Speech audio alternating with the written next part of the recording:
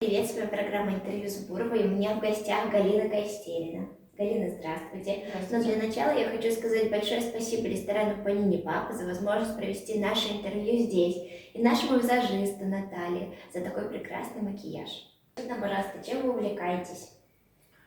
Ну, я увлекаюсь разными вещами, но в основном цветами. Мне нравится заниматься флористикой. Я флорист. Работаю, у меня есть свой собственный магазин. Занимаюсь цветами, составляю композиции, свадебные букеты, просто букеты.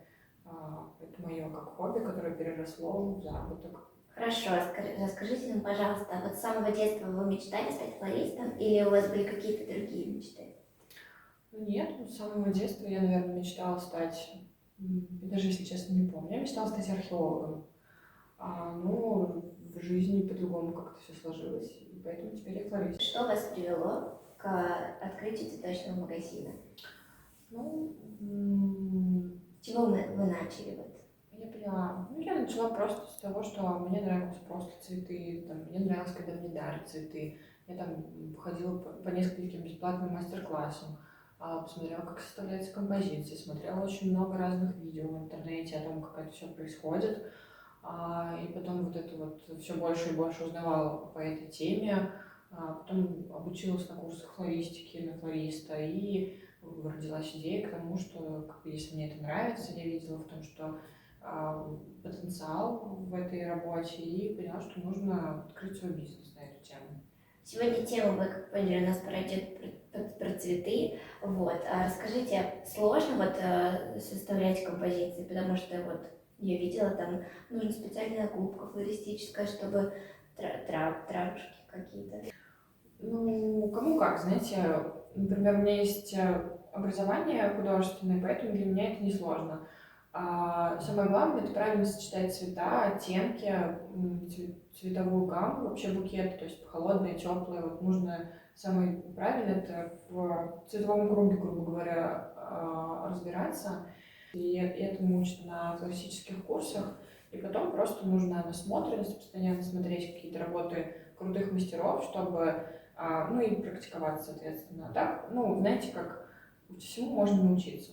То есть, Нужны какие-то особые качества, чтобы вот этим заниматься? Или какие вот ну, есть у вас?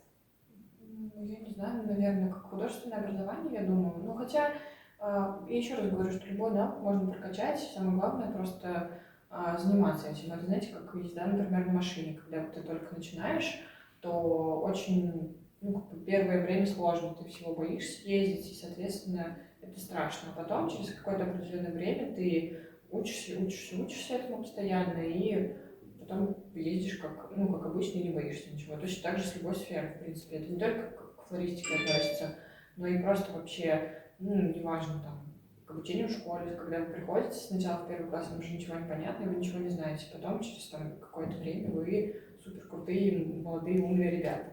И точно так же в рисовании, я не знаю, в составлении композиции из цветов, там, в пении, в игре на каком-то инструменте и так далее. Хорошо, а как вы считаете, вы добились уже успеха с помощью своих навыков? Ну, может быть, какого-то определенного успеха, конечно, я и достигла, но я считаю, что нет предела совершенству. Нужно постоянно обучаться, нужно постоянно повышать свои навыки, нужно постоянно ставить себе новые планки, чтобы пробивать потолки, грубо говоря, повышать свой уровень вообще навыков, доходов, и всегда нужно к чему стремиться, потому что как только у тебя вот такая вот установка появляется, что я всему научился, это значит, что ты отстаешь на 2 шага назад. Нужно всегда обучаться, идти вперед, узнавать что-то новое и развиваться в своей жизни. Помимо флористической деятельности. Ну, я увидела потенциал в том, что в Инстаграме можно, например, не только залипать и смотреть там сторис блогеров, но и можно зарабатывать в Инстаграме. Сейчас я пытаюсь развивать свой блог и занимаюсь разработкой креатор масок в Инстаграме. Вау, маски, это очень круто. А может быть, вы нам расскажете, как их делать?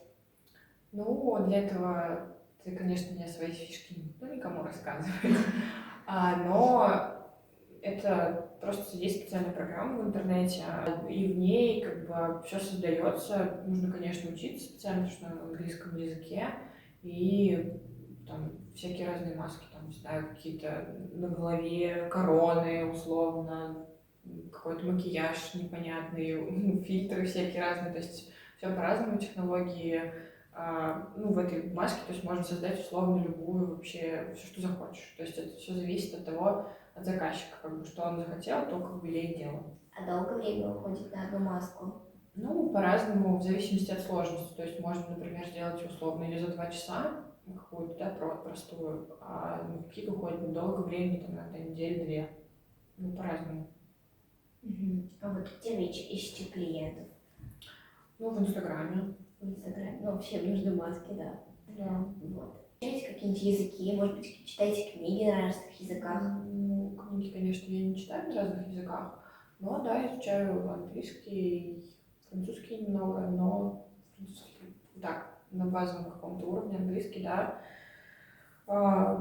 Пытаюсь себя прокачивать в этой теме. Книги вообще не только на английском, но и просто, в принципе, читаю, как бы меня интересует маркетинг, и психология, развитие личности, как бы саморазвитие. Самая любимая книга?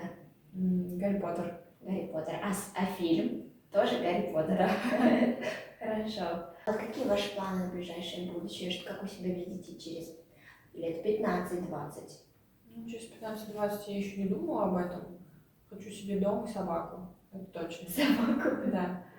Золотистого ретривера. Это моя мечта с детства. Ближайшее, наверное, у меня есть сейчас один проект, которым я занимаюсь. Пока не буду никаких карт раскрывать в процессе только разработки. Ну, я надеюсь, что я заработаю 1 000 000 рублей и уеду в Мальдивы отдыхать. Мальдивы. А ваш самый любимый блогер в Инстаграме? Вы знаете, у меня нет никаких любимых блогеров, и как бы я никого не выделяю. Я вообще, если честно, в последнее время особо и, как сказать, не залипаю, наверное, в Инстаграме. Ну, не знаю. А вы на кого-нибудь равняетесь или вот сами идете по жизни? Может быть, вот есть такой человек, который вы хотите, чтобы вы были как он? Ну, нет, у меня нет никаких ориентиров. Я считаю, что нужно просто самой себе ставить какие-то планки и достигать. И у меня нет никакого там примера, грубо говоря, на кого я только хочу ориентироваться. А поддержка у вас есть? Конечно, от моих близких, от родителей, от моей сестры. Очень классная, крутая поддержка. Расскажите, может быть, как нам сделать композицию в дом самому? Ну, для этого вам потребуется губка специальная флористическая, она зеленого цвета, ее нужно будет опустить в воду, чтобы она в себя воду выбрала, да, и сделать, например, чтобы дольше стояла.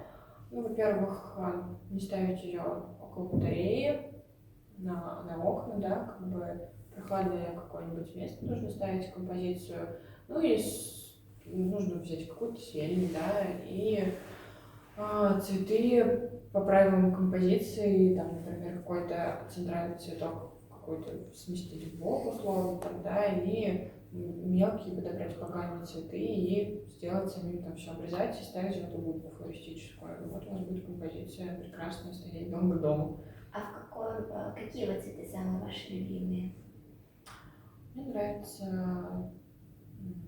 гортензии. Гортензии. Это которые такие Они такие большие, круглые, как шапка. Цветов бывают разные, от белых до зеленых. до зеленых. Да, зеленые, коричневые. Вы часто с ними собираете цветы? Ну, как вы знаете, по настроению моему, ну да, довольно-таки иногда клиенты тоже делают запрос на такие цветы.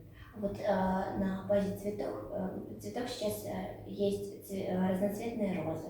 Вот как вы думаете, они долго стоят? Вот окрашенные лепестки, радужные, есть синие. Нет, такие цветы не очень долго стоят, потому что они с красителями, и я не советую такие цветы покупать. Вы, то есть, с ними не делаете никогда?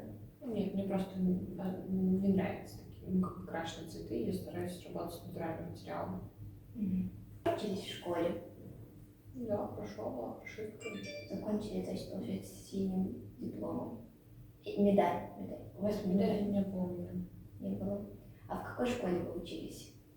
В 17-й в Новокуйбышевске, здесь рядом с домом своим. Понятно. Ваш самый любимый учитель или какой-то самый любимый предмет? Самый понятный?